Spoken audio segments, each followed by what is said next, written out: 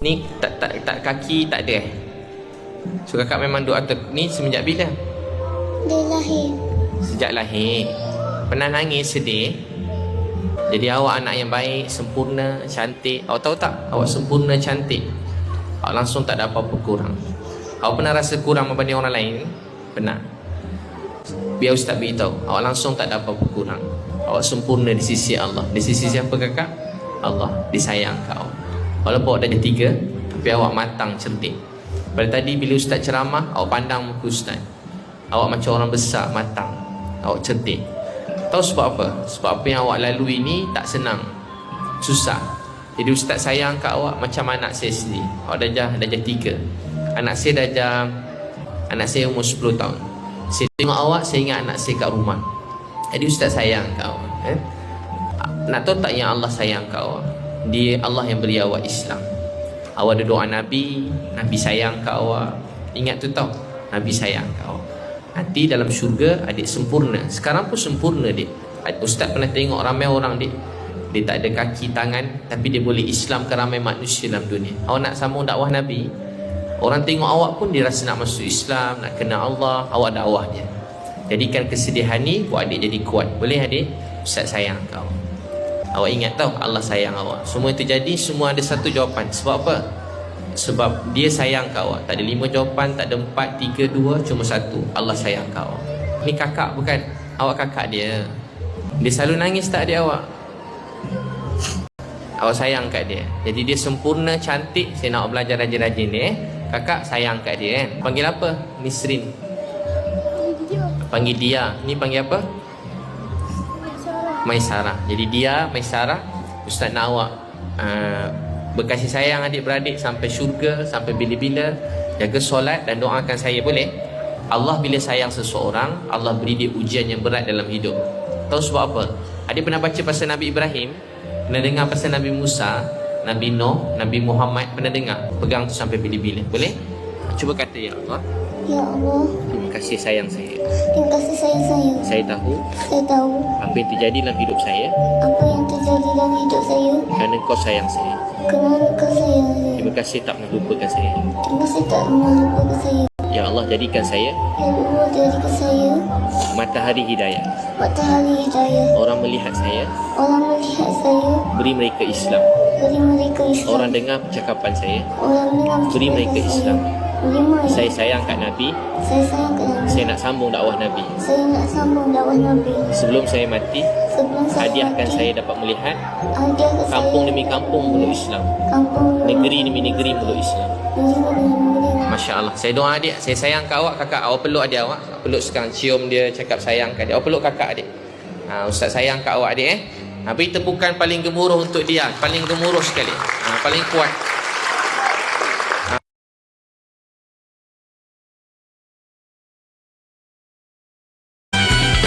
Walaupun jauh beribu batu, namun hatiku tetap padamu. Senyuman mesra, bingkisan rindu dalam kenangan utuh selalu. Duhai sayang, cintaku sejati, kenangan mesra lalu mengusik hati. Indah nian mesra yang tercipta, kenangan mesra lalu mengusik jiwa. Biar bertahun dalam kembara, paduan jiwa cinta bertahta. Damai setia lukis di dada, menanti cinta sinar bahagia.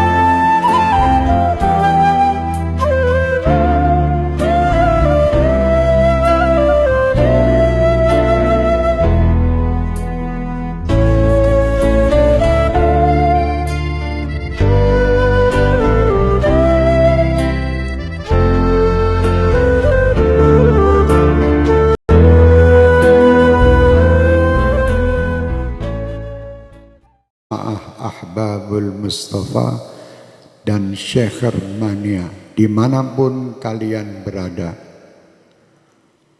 untuk tidak ikut-ikut dengan apa yang terjadi di saat ini, apalagi menyebarkan berita-berita tentang virus corona.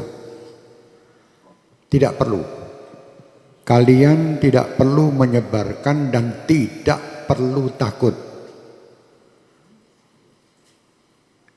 Dan saya berharap semua dari jamaah kami dan seluruh bangsa Indonesia untuk tidak berebut pergi ke minimarket atau beli masker. Tidak perlu. Kalian dibodohi oleh berita. Pasrahlah kalian dengan Allah. Kerjakan diri kalian, dan apa yang kalian dapatkan ini hanya untuk Allah. Dekatkan diri kalian dengan Allah. Jangan percaya dengan orang-orang yang menakut-nakuti dengan ini dan itu. Dan jangan pula kalian menjadi penyebar berita yang menakut-nakuti masyarakat. Tidak perlu. Sampaikan berita kepada umat ini, berita-berita yang baik. Itu sudah ada yang mengurus masalah virus dan ini. Pemerintah telah mengurusnya. Sudah, kita tidak usah ikut-ikut menebarkan berita, apalagi berita yang hoax, yang bohong. Tidak perlu ikut campur. Dan tidak perlu kita takut. Saya amanatkan untuk semua jamaah saya, Ahbabul Mustafa dan Syekh Hermania terutama, dan siapapun yang ingin mengikutinya, bacalah setiap hari sebagai penangkal virus-virus ini Ratibul Haddad. Baca tiap hari. Atau Ratibul Attas yang biasa kita baca di sini. Tiap hari baca. Yang bisa menghindari semua, menghindarkan ini semua hanya Allah. Kalian dibohongi. Suruh beli masker, suruh beli jahe merah. Indonesia jahe entek. Masker habis, harga masker 1 dus 2 juta. Ini orang gila. Jangan takut, takutlah sama Allah. Kenapa kalian takut dengan corona? Tidak pernah memikirkan takut kepada Allah Subhanahu wa ta'ala. Orang yang takut sama Allah Subhanahu wa ta'ala, dia akan diberi kebahagiaan, 2 kebahagiaan. Kebahagiaan dunia dan kebahagiaan akhirat. Dan disingkirkan, ya amanal khaifin aminna mimma nakhaf. Ya amanal khaifin sallimna mimma nakhaf. Ya amanal khaifin najina mimma nakhaf. Minta tiap malam. Sudah minta dan dekat sama Allah masih takut. Kenapa kita takut? Tidak perlu takut. Sekarang dunia dibuat semua orang supaya takut. Sampaikan kepada dunia. Dan sampaikan kepada orang yang membuat berita takut-takut itu. Kami sebagai umat Islam dan kami bangsa Indonesia tidak pernah takut dengan siapapun. Kami hanya takut kepada Allah Subhanahu wa ta'ala. Yang menciptakan kita. Yang menciptakan semua permasalahan yang ada ini. Allah, dekatlah kita kepada Allah. Insya Allah semua akan nyingkir. Bingung sekolah Indonesia ini, dunia semua dengan corona. Astagfirullahaladzim. Kenapa tidak takut sama Allah? Anda lebih takut membeli alat-alat untuk mencegah supaya tidak kena corona, tapi Anda tidak pernah mendatangkan ustadz untuk menyegah anak cucu kalian masuk neraka. Tidak pernah. Pernah ragat untuk ngurusi anak cucu supaya tidak masuk neraka? Tidak pernah. Tapi kalau berita corona, apapun dijual guna untuk membeli supaya selamat daripada corona. Mau mati sekarang, mati besok tetap mati. Sudah tidak bisa, kita mau lari dari kematian, tidak bisa. Supaya kita selamat, ayo dekat kepada Allah. Perbanyak taubat, perbanyak perbuatan kebaikan, perbanyak sedekah. Sambung tali silaturahmi, berdoa minta kepada Allah, semua perintah lakukan. Jangan kita menyalahi aturan Allah. Kalau kita menyalahi aturan Allah, Tentara-tentara Allah akan mendatangi kita, termasuk virus corona ini. Umat Islam tidak perlu ragu, tidak perlu takut. Kalian 5 waktu menghadap kepada Allah, minta. Ini semua ciptaan Allah. Kenapa kita takut? Sekali lagi saya perintahkan diri saya dan semua jamaah saya tidak menyebar berita bab corona. Kalau sampai ada dari Ahbabul Mustafa atau Syekh Mania menebarkan berita broadcast tentang corona, matikan di situ, karena dia virus juga. Iya, matikno HP-nya udah menung sana. HP-nya matikan di situ, itu virus juga di HP Anda nanti. Jangan siksa ibu dengan kerinduan. Jangan menyiksa orang tua dengan kerinduan. Kapanpun orang tua menginginkanmu untuk pulang, pulanglah, tinggalkan pekerjaan, tinggalkan istri, tinggalkan anak, kembalilah. Jangan siksa orang tua dengan kerinduan.